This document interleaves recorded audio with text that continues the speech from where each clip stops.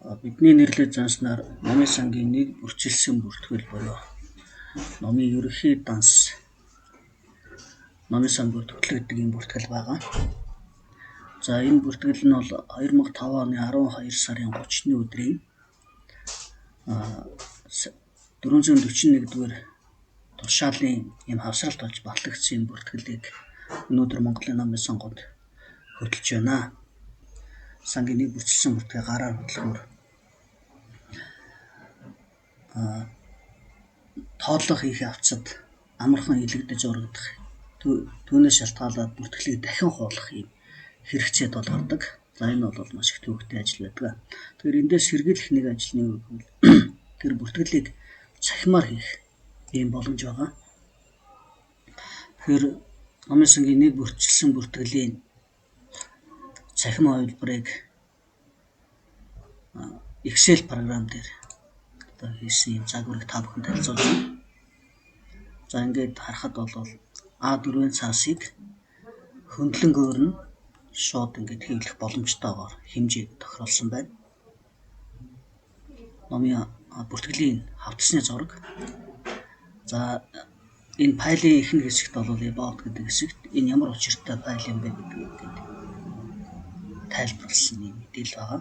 За хоёрдугаар шийт дээр нэг бүрчилсэн бүртгэлийн гадна хавтас. За гуравдугаар шийт дээр бүртгэлийн хөтлөлт. За энд цэг номын сан гэдэг нь хаана байна вэ гэхээр энэ дээр байгаа. Жишээлбэл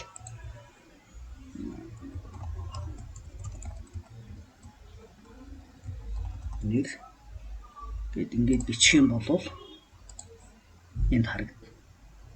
Ингээд тэр номын сан. За хүсэх юм бол энэ хэсэг дээр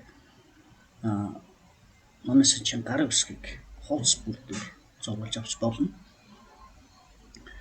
За яг л нөгөө загварынхаа дагуу огноо ерөнхий дансны дугаар, зохиогч номын нэр, хэвлэгдсэн, хаана хэвлэгдсэн буюу хэвлэгдсэн газар, хэвлэгдсэн он, хэдэн төгрөгийн үнэтэй, агуулга буюу төрөл анги, баркодын дугаар, ямар журмаар ирсэн болох гэдэг. За бид бол худалдаа, бэлгээр гэх мэт тэмдэглэгээ тавьдаг. Уг нь энд нэгдсэн бүртгэлийн дугаарыг тавьчихвал нэгдсэн бүртгэл дээр тухайн ном худалдаагаар ирсэн үү, бэлгээр ирсэн үү гэдэг нь байдаг учраас холбож өгөх ийм боломжтой байгаа. За хаана хуваарлагдсан тэмдэглэл буюу ямар сангамрагт хуваарлагдсан бэ гэдгийг дээр тэмдэглэж болно. За энэ дээр C01, C02 гэдэг тэмдэглэл хаана байна вэ гэхээр энд байгаа. Энэ лист дээр C01 гэхээр үндсэн сангамраг, C02 нойрын сангамраг гэх мэтээр ингээд.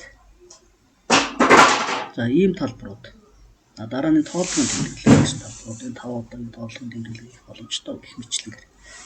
За ингээд энд бол яг тэгэхээр бүх номуудаа бүртгэнэ. 10,000, 20,000 хэдэн номтой номын сан байдгийг тэр тоогоо энд бүртгээд оруулнаа. За back буюу одоо нэг бүрчилсэн бүртгэлийн арын хуудсан дээр ийм тухайн бүртгэлд хэдэн ширхэг ном бүртгэгдсэн байгаа юм. Данснаас хэд хасагдсан байна, одоо бэлэн байгаа гэдэг, номын үн гэдэг гэх мэт ийм мэдээллийг бүртгэдэг. Энэ дээд талын хүснэгт бол энэ цахим бүртгэл дээр шинээр нэмж өгсөн хувилбар байгаа. За яг цаасан бүртгэл дээр бол энэ дэвтэрт гэдэг доош үнэтэй энэ хэсэг бол байдаг юм аа. За нэг print command гэдэг бас л A4-ын цаасан дээр хэвлэгдэх тохиргоо хийгдсэн байгаа.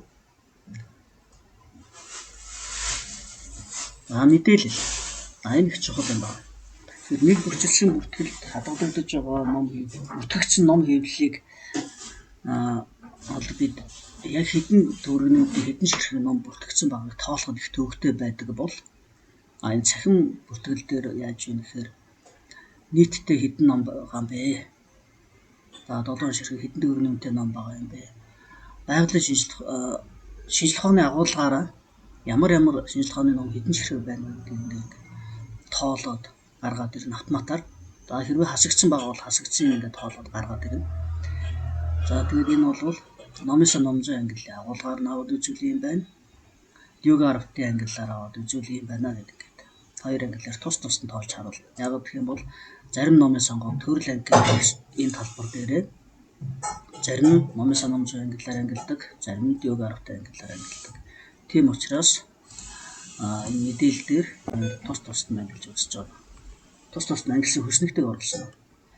За доош ингүүлгээд үзэх юм бол яхав гэхээр он сар огноогоор нь ялгаж байна. 90 оноос өмнө хийвлэгдсэн ном хэд байна? 90-с 2010 онд хийвлэгдсэн хэдэн ном хэдэн ширхэг байна? 2010 оноос хойш хийвлэгдсэн ном хэдэн ширхэг байна гэх мэт мэдээллийн дээр шууд харагдана. Дараагийн хүснэгт дээр аль оны ном хэдэн ширхэг байна гэдэг тухайн оноос шууд зоож өгч харж байна. 2004 оны ном байна гэвэл одоогоор байхгүй байна гэдэг. 2018 оны ном 3 ширхэг байна гэдэг. Тэгэнгүүтээ энд оноо бичгэд энэ агуулгын 18 оны номыг дотор нь дахиад агуулгаар шашны ном хэдүү, нийгмийн шилжлооны ном хэдүү, урлаг спортын ном хэдүү гэхээр ангилаад өгөөд тоолоод үнийн дүнтэй тоош хэрэгтэй гаргадаг. Энэ яадаг вэ гэхээр сан өмөргийн судалгаа хийхэд бид энэ цахим бүртгэлийг ашиглах юм бол сан өмөрийн судалгаа бэлэн ийм судалгаатай бүртгэл болно. За тооллогын асуудал их чухал байдаг. Тэгээд энэ тооллогын хүснэгтийг энэ цахим сан өмөр дээр бол ашиглаж болно.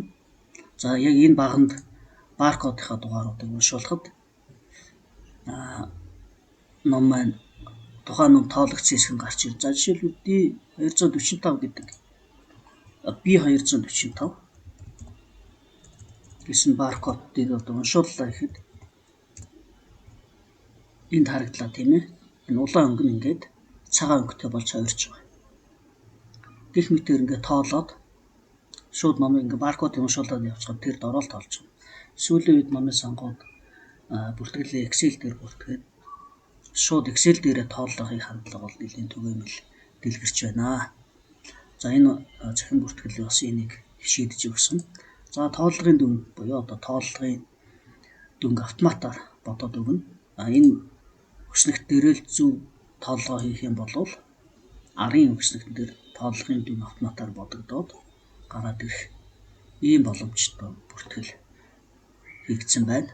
За энэ бол номын сангийн нэг бүрчилсэн бүртгэлийг уламжлалт гараагаар хөтэлдэг цаашин бүртгэлийг цахимаар солих ийм хувилбар байна.